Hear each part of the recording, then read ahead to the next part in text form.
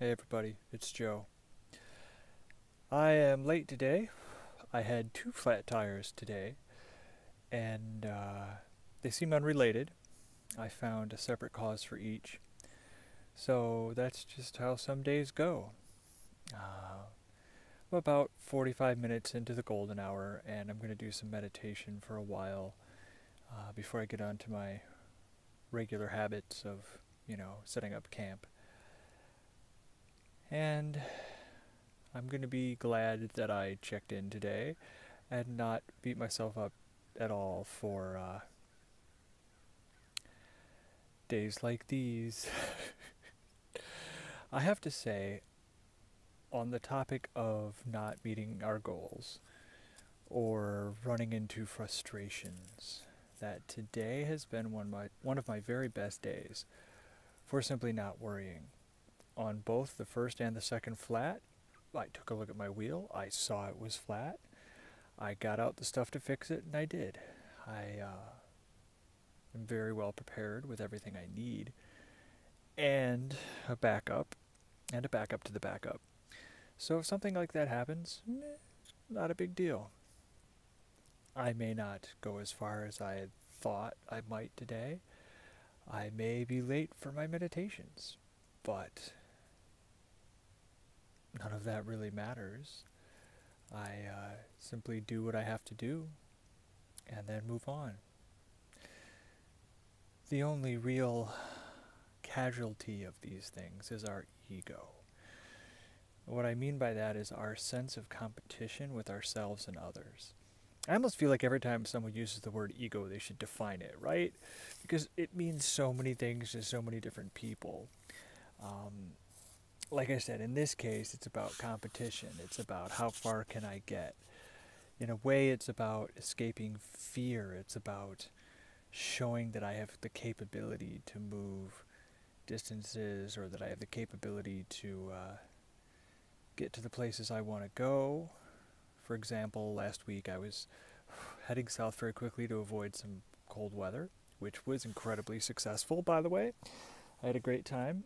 I did learn that I can survive mid-30s weather with my gear, though it is not my favorite thing to do.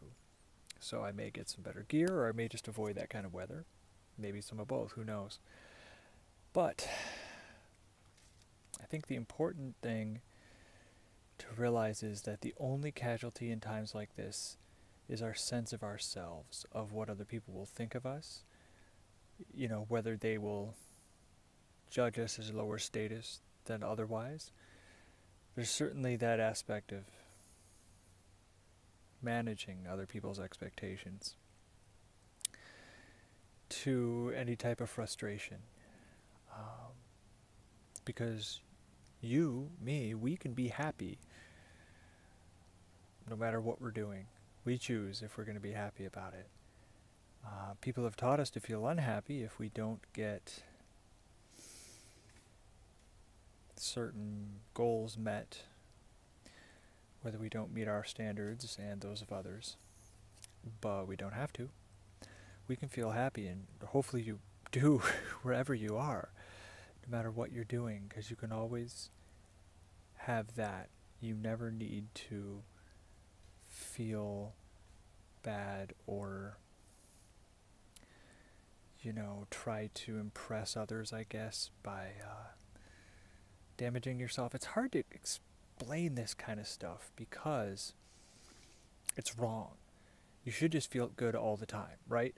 So talking about the reasons why I'm starting to get foggy, because honestly, none of that stuff makes sense. There's all these ideas of, I have to do this or I have to do that. As a traveling cyclist, I meet many people. Perhaps this will unfog the earlier confusion. I meet many people who ask me questions about my journey, and I don't know that it's curiosity. I don't know how many of them think, wow, that's really cool, maybe I could do something like that. Or maybe I could redefine my life in a different way. Maybe I can try this other strange lifestyle that I'd like to try. I don't need people to copy me, but I'm happy to share, if my experiences, teach them the world is a bigger place than they thought it was. But a lot of people are curious about my lifestyle because they believe it to be impossible. They're like, well, how do you sleep? Where do you camp? How do you do this? How do you get a shower? How do you eat? How do you get water? How do you do this? And they're not asking because they want to know.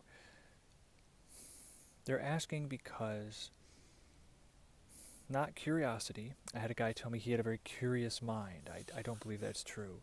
I believe that what I do challenged his sense of reality, of what was possible, and certainly what was socially acceptable.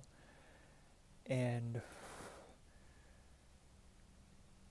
you know, I just met a person today who behaved that way, wanted to know all about me, you know, wanted to know all the details of my life.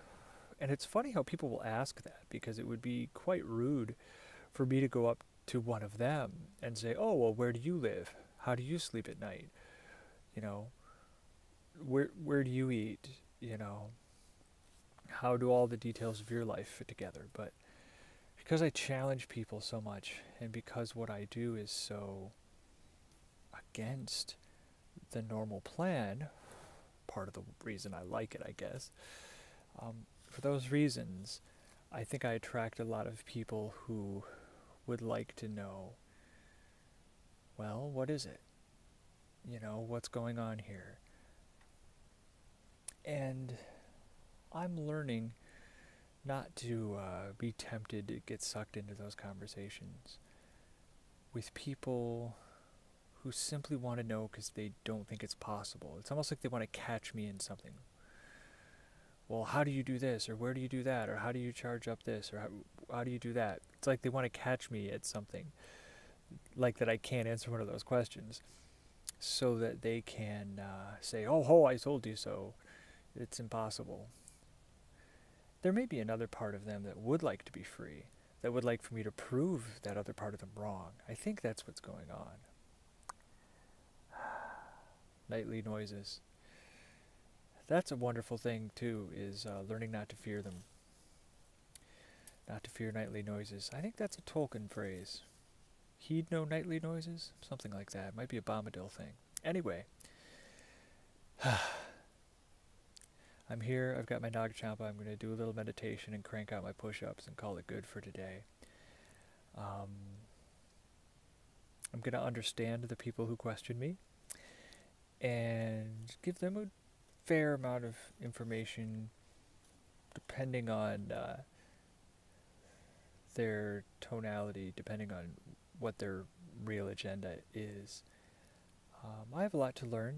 I'm certainly on a crazy adventure, and every day expanding and learning and growing and figuring out what I need and what I don't, and getting rid of everything I don't, including attitudes, including behaviors, including conversations, to make room for all the beautiful things.